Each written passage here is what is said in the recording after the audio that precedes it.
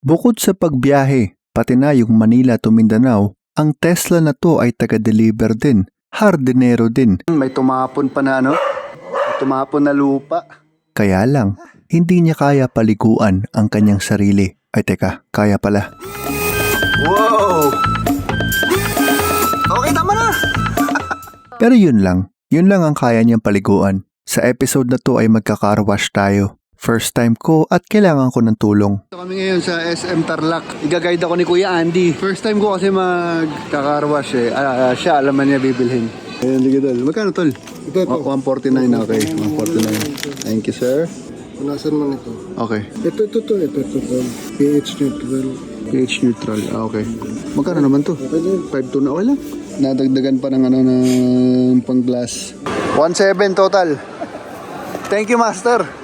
Okay, from SM City Tarlac, meron silang libreng charging. Nag-charge kami. Wala pang isang oras, nadagdagan kami na 8%. Ayos din. Actually, kahit di pa kami mag-charge, nakaka-uwi pa. At hindi pa kami umuwi. Nag-Clark Pampanga muna kami at nag-dinner. Okay guys, madami-dami ng pinagdaan. May lupa pa. Wow! Ngayon, di pa ako makakapag-car wash. Pipick up pa kami ng bubble wrap. Tapos diba galing kaming Tarlac at Clark? Somewhere out there, madami kaming nakasalubong ng mga insekto. Unfortunately for them. May tayong gagawin mamaya guys. Pinapansin din akong pintura na hindi ko alam kung saan namin nakuha. Guys, nakakatamad mag-car wash kung ako ang gagawa. Kaya lang, parang mas pipiliin ko na yon kaysa umalis ng bahay at maghintay doon sa kung saan mang car wash. Na mura lang naman kung tutuusin. Kaya gusto ko sanang matutuhan. Buti tinulungan ako ng pinsan ko kahapon. Kailangan ko ang tulong ninyo. Sabihin niyo po sa akin kung ano ang ginagawa kong mali, okay? Pakita mo to, baby. Alin? Why we need car wash. Kita di ba? The sky is so dusty.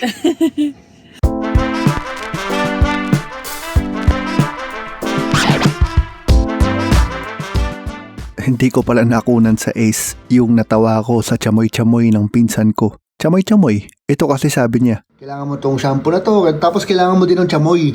Yung chamoy-chamoy. Sabi ko, ano chamoy? Alam mo yung dilaw na parang leather na magaling mag-absorb ng tubig? So, alam ko na yung sinasabi niya, yung kung anong product. Pero hindi ko alam na may pangalan pala yun na chamoy-chamoy-chamoy. Tapos, nasa Ace Hardware na kami. Ito pala yung sabi, chamoy. Ito raw kasi ang sabi nung taga-carwash niya doon sa Laguna. Ito pala yung chamoy. Sinatawa ako kasi ang ibig pala niya sabihin ay yung French word na chamois. Tapos sa mga kano, madalas daw itong tawaging chami. Pero kung sa atin, kung tatawagin mo chamoy, wala akong problema dun. Ito ang chamoy. Thank you sa akin pinsan sa pagpapakilala sa akin kay chamoy. First order of business, i-clear ang loob ng sasakyan. At alam mo, iniisip ko pa kung ipapakita ko ba sa inyo itong naungkat ko sa ilalim. Pero sige na lang. Madalas kasi namin kasama ang aso at nangyari ito. Okay, nakakahiya itong nakita ko na. But in the spirit of transparency, may nakita po akong buto ng bulalo yata to. Pinakain ni Charlene kay Rusty. Ang kinis na At ang dry na niya. Para ako nakahukay ng dinosaur dito. Wala man lang nakapansin ito.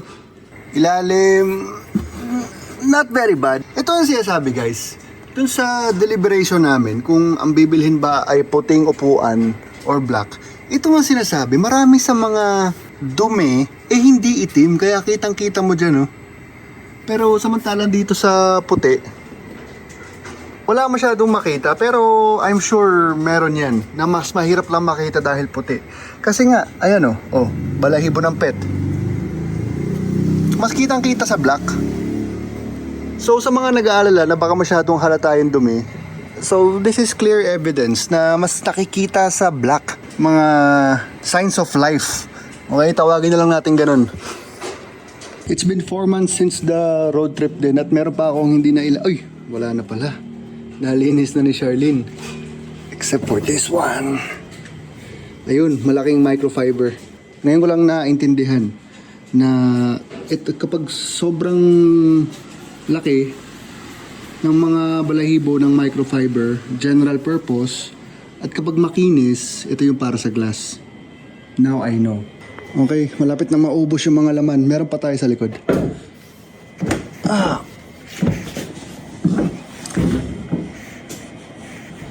Sa pagka high-tech ni Tesla, yun lang itong front. Medyo struggle siyang isara. At nakakatakot yung tunog pag binubuksan. Ito. Ayun. At kapag isasara, kita nyo sa app ko ginawa, di ba? Ang gusto ko lang i-point out sa pagka high-tech niya, yan lang talaga. Yan lang yung parang oddball. Dami tayong gagawin. Kitang-kita ko yung mga mga insekto na pumanaw. Dito yata yung sinasabi kong bagay na hindi ko pa nilalabas after 5 months. Tupiin ko lang to saglit.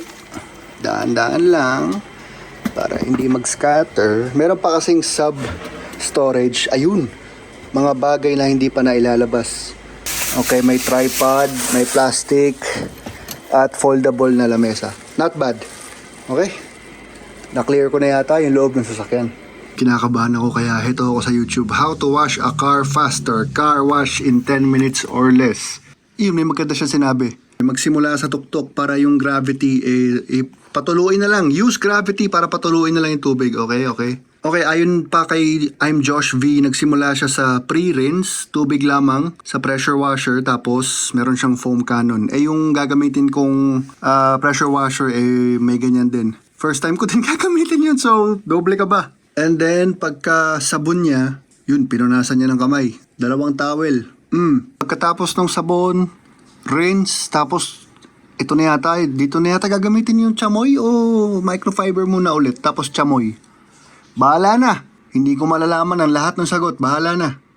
Pagkatapos niya mag-chamoy, nag-specialized microfiber na siya para sa glass. So that's it. I hope that helps. Yes sir, it helps. Like I said, first time ko din gagamit nitong pressure washer. Portable lang isang to, de baterya.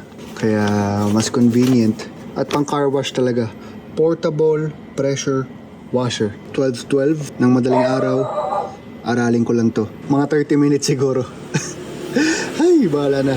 Ganito rin pakaramdam ko guys nung inaaral kong gupitin ang sarili kong buhok.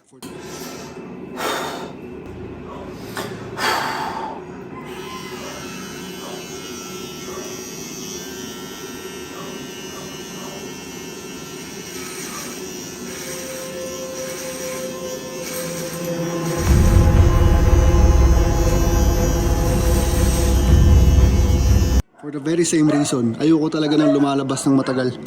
Kung kaya kong gawin mag-isa, gagawin ko mag-isa. Okay. Flyman, makikita po ninyo sa Lazmall. Battery. Okay, first time ko kaya assemble. I think we're good. Para ako naka-counter strike nito.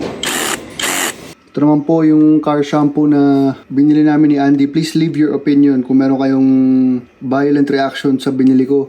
Kung ipinahama ko ba ang aking sarili or okay lang. Kasi bibili dapat namin yung mas mura. Kaya lang hindi sure si Andy kung safe para doon sa ceramic, doon sa windshield. Kaya ito, nakita nito pH neutral, safe for all paint finishes.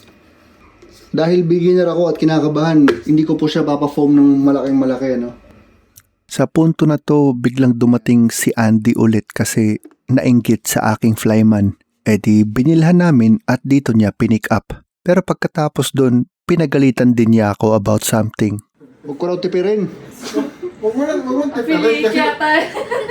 Kasi feeling ko 3 beses mo lang gagamitin. Hapot. Tandaan mo yan. Kuwang-kuwa ka sa video, boy. Inaasar nila ako na 3 times lang daw ako magka-carwash. Sabi pa ni Charlene, once lang daw. Nakakalimutan yata nila kung anong klaseng topak ang meron ako.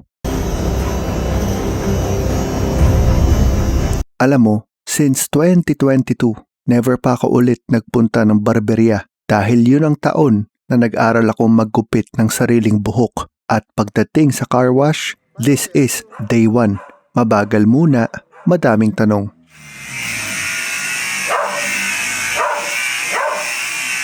alam ko baril ka na eh. Oh, sa taas kasi mo na. Ganun ba? Taas mo na.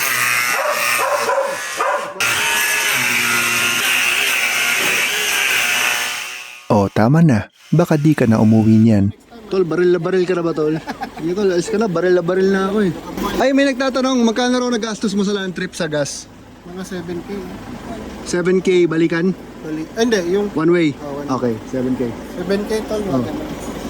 May mga interesado rin sa dinala mo eh. Dalawang full tank yun. Dalawang full tank. Okay. Sige, Tol. Sige tol. Bye-bye. Thank you Okay. Sige, Tol. Next time ulit. I love you, Tol.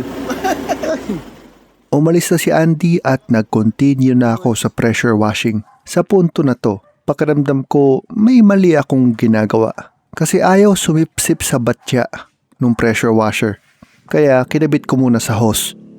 Pero pagkakabit ko sa hose naglilik naman. Sa tingin ko, dapat nagbasa muna ako ng manual ng maigi. Anyway, sa ngayon gumagana naman. Matulo lang.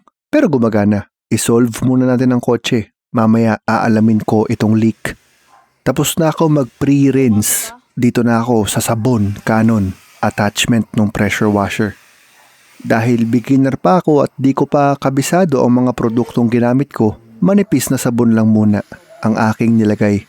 Heto ang lalaking hindi nagbabasa ng manual. Tulo pa more. Bakit?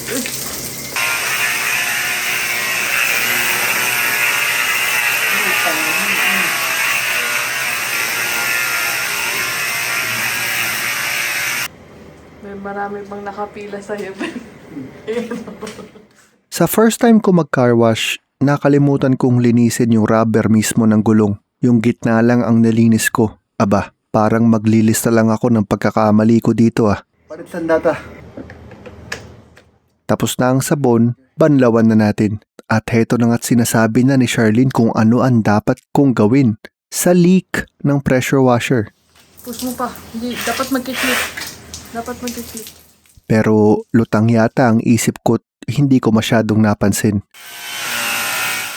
Sapat lang ang lakas ng pressure washer. Di ka kakabahan sa pintura ng sasakyan. Although naka-PPF naman, itong aming Tesla gawa ng limitless garage, plano ko din kasi hugasan next time yung kotse ni Uncle Willie. Pwede mo din naman itest sa kamay mo. Kung hindi mo matiis ang sakit, ikot mo ang nozzle.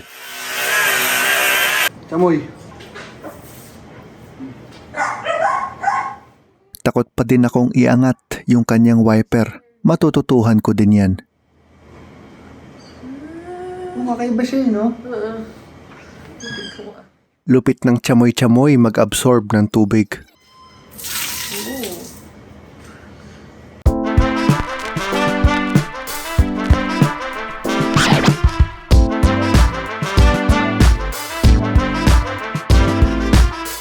Time check.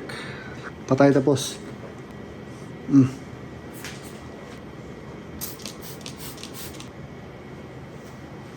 Insekto tanggal at karamihan ng patak ng pintura. Pero may mga natitirang ganyan. Try natin kung matatanggal nitong turtle.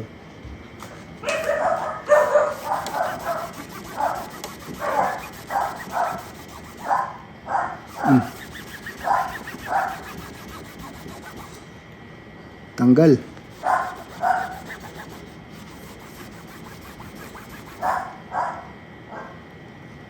Okay. Pwede na rin. Not perfect pero ayos na rin. Time check. Alas 3 na. Ito na yung oras na nagmumulto. Pagod na ako para sa interior. Bukas na yan. Not bad.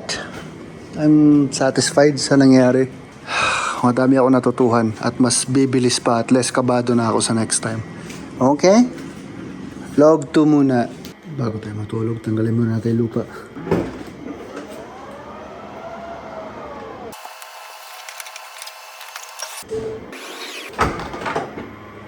Kita nyo ba yung smudge na yan? Tingnan natin kung matatanggal ko. Galing po yan sa Albay. Nagkamali kami ng diversion. Ang kitid ng daan. Ang lalim na nung naipasok namin at hindi na kami makabalik. At dahil bago pa ang sasakyan, sobrang takot kaming ma-shoot ang gulong sa mga putik-putik. Natagalan kami doon kakahanap ng paraan na putikan din ang aming mga katawan. Yan o. Okay. Looking good so far.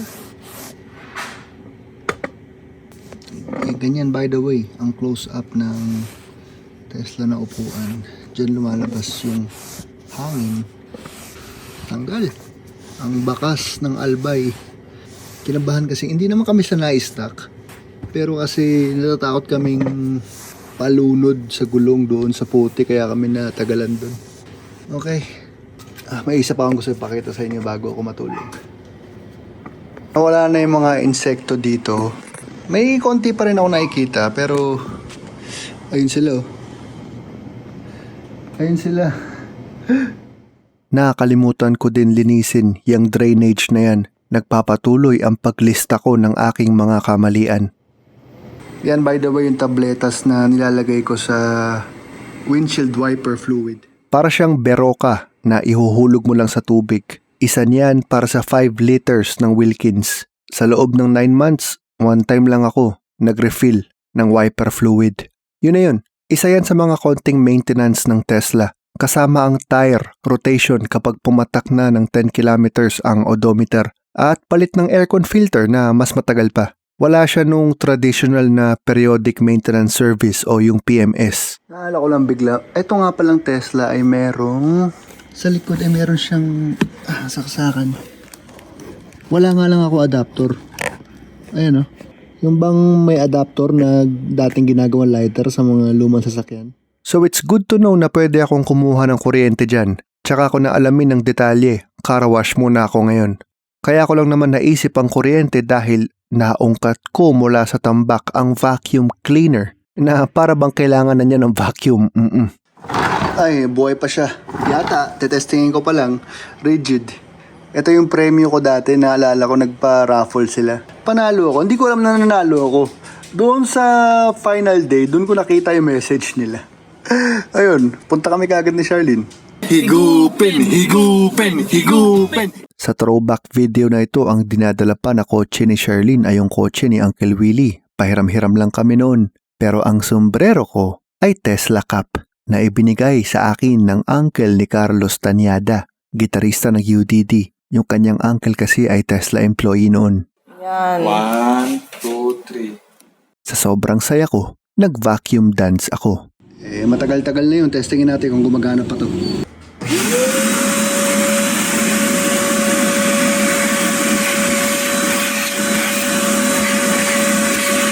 Okay, working well. So obviously, tinesting ko lang Dapat tanggalin ko talaga itong mga mat bago tayo mag-vacuum.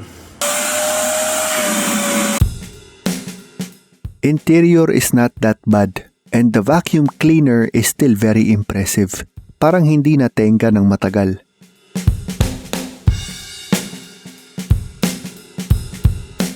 Vacuum complete at syempre natanggal na yata ang lahat ng mat. Salamat at hugas mat na.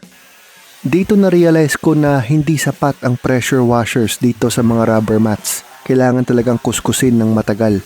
Next time, tatandaan ko yan. At by the way, alam ko na kung bakit nagli-leak ang pressure washer kanina. Sinabi na nga ni Charlene, naiintindihan ko na. At ayon pa nga doon sa isang napaka-shooter na Amerikano, I understand it now. Naiintindihan ko na itong Flyman Professional Tools na mabibili mo sa Last Mall. Kahapon kasi, ito hindi nakakonekta sa hose, nakakonekta na ito sa timba. Pull down, kabit, tapos dapat may maririnig kang click pa. Yun. Look at that. Battery. Portable yan. Hindi ka na nakasaksak sa Maynilad. Hindi ka pa nakasaksak sa Meralco. While using. Kasi kailangan mo mag-charge at magpuno ng timba. Tapos, dyan ko po sila tinapat sa aircon. Patay tapos. Non-detergent. Para sa mga upuan at ibang fabric sa interior, debate sa isip ko kung kailangan pa ba ng sabon o warm water lang. Help? I need your help. Ang seats daw po kasi ng Tesla ay hindi leather, hindi rin Alcantara, kundi synthetic vegan leather. Pati ito. So, syempre, lahat ng gagamitin kong produkto, inaral ko kung ano ang match para sa materyales. Para sa mga bagay na to, pati yung mga fabric dyan sa pinto, sabon lang ang gagamitin natin. At bago ako mag-timelapse, isang ano lang muna ulit. Sa mga nagdedebate sa isip nila kung black o white na interior, o yung bang gusto nila ng white interior pero natatakot sila sa kalalabasan na baka mabilis madumihan, tingnan nyo naman, sa lahat ng nakita ninyo dito so far, parang yung seats lang ang walang bakas bukod doon sa lupa na streak na grabe naman yun. So go for it kung gusto mo ng puti. Isa siya sa mga pinakamalinis na parte ng sasakyan, okay? Go for it, puti. Kung gusto mo. At sa kakahimas ko, may mga nadidiscover na naman ako. Nabanggit ko na 9 months na ang Tesla, 10,000 kilometers. May mga bagay pa rin ako nadidiscover. Ito salamin, alam ko to. Okay? Baba mo itong shade. Tapos, tupi mo ito. Tapos, pag hinila mo pa, boom, shakalaka. Pwede ka na mag-makeup. Diba? Nung isang araw ko lang to napansin. Nang hindi sadya. Pati sa kabila. Ayan. Oh, ha? Okay, continue. Bili ba ko mabilis siyang linisin? Meron lang isa na feeling ko yung ballpen tumusok-tusok. Pakita ko sa inyo. So happy ako overall sa kinalabasan. Kaya lang may isa talaga. Ilawan natin. May isa yan po mga kaibigan. Hindi ko matanggal. Para siyang, hindi siya gasgas eh. Hindi siya punit eh. Para siyang yung ballpen na gumulong-gulong dyan. Ay, hindi siguro napansin. Wala, ayaw talaga. But, yun lang naman, napakaliit. May paraan siguro yan. Bilib ako, mabilis lang siya linisin guys. Nung una nga, nag-aalala ako sa mga to eh. Kasi, tela din siya, fabric din eh. Wala, hindi rin gano'n nadumihan. And kung ano man, mabilis lang linisin. I'm impressed. Tutukan natin kung ano man yan, ha?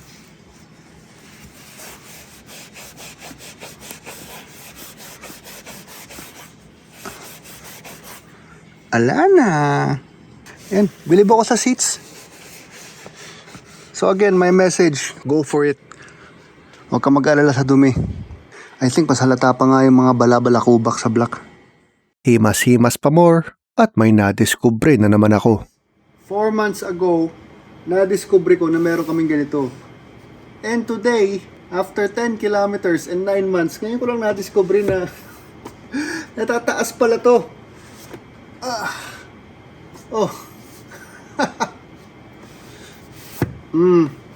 Isa pa ako papakita. Sorry never pa kasi akong tumagal dito sa likod eh. Kaya kung ano-ano nakikita ko. So ito, nasa likod ka, meron ka nito. Ilaw, touch, hindi siya button, touch lang siya. Touch, and then itong katabi. Para to sa mga hanger. Boom, shakalaka. Pindot lang siya.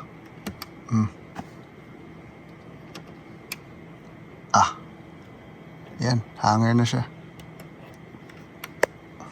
So now, I need your help again. Turuan niyo naman po ako kung kailangan ko pa bang pasadahan ng tubig lamang or pwede ko nang hayaan. Pero gagawin ko pa rin, papasadahan ko ng tubig lamang hanggang sa malaman ko yung sagot. Kasi hindi ako komportable na mag-iwan ng manipis na film ng sabon dyan. Para kang naliligo tapos nag-brown out habang nagsasabon ka. Gagawin ko pa rin. May mga bagay ako na namintis. Merong mat sa loob nito, nakalimutan ko tanggalin. Di bali na next time na lang. Meron pa. So meron tayong body, meron tayong interior. Merong zone ang sasakyan na hindi ko alam kung ano itatawag. Pero yung mga bagay na nakikita mo lang kapag binuksan mo yung pinto. Tulad nito. Nakakalimutan ko to. Tirahin natin. Ayos na. Launch series. Okay, huling banat para naman magamit natin tong recommendation ni Andy. Mahal-mahal pa naman, $629. Para sa mga glass at saka sa monitor. Ang laki ng glass surfaces nitong Tesla. Minsan talaga ang pakiramdam ay para kang nasa greenhouse pag nakatingala. Although dahil maganda ang aircon, lalo na yung sa mga upuan, natatalo naman ang init. Salamat aircon. Tuyong-tuyo na yung mga mat. Solin na natin. Huling banat na yan. At dahil yung panglinis ay parang kailangan ding linisin, tinira ko na din. Nasente ako kaka-review sa mga old videos nitong libreng rigid vacuum at bilib ako sa quality niya even after all those years. At dati nag-aral ako kung paano mag-produce ng madaming salad, bumili ako nitong manual washing machine, pang dry ng mga lettuce leaves lang sana. Huwag kayong mag-alala, never namin to ginamit. Bago yung mga salad batch na yun, for kitchen lang to noon. Hininto ko na ang pag-produce ng maramihang salad, pwede ko nang gamitin as manual washing machine. Gagamitin kong panglaba ng mga microfiber cloth na ginamit ko sa kotse. Tika natin yung quality. Not bad. Madumi kanina to Nating chamoy. At bukod sa bagong car wash skills, ngayong gabi, nagkaroon din ako ng pressure washer skills. Wala naman palang problema sa kanya. Hindi lang ako nagbabasa. Salamat Flyman Professional Tools. Mahahanap mo sa Last Mall. Malinis na ang microfiber cloth. Punasan ko na nga rin yung charging station. Malinis na din ang vacuum cleaner. At habang nasa reveal portion tayo, buhok reveal na din. Ayos na ako guys,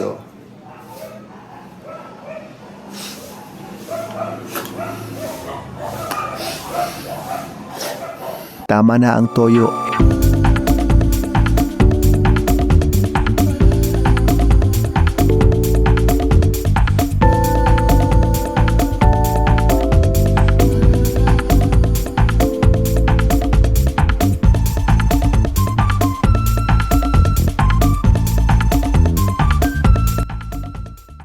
Ahay! Buti na lang nag-carwash ako kasi kinabukasan mismo, kinita pa naman ni Charlene ang kanyang college friends.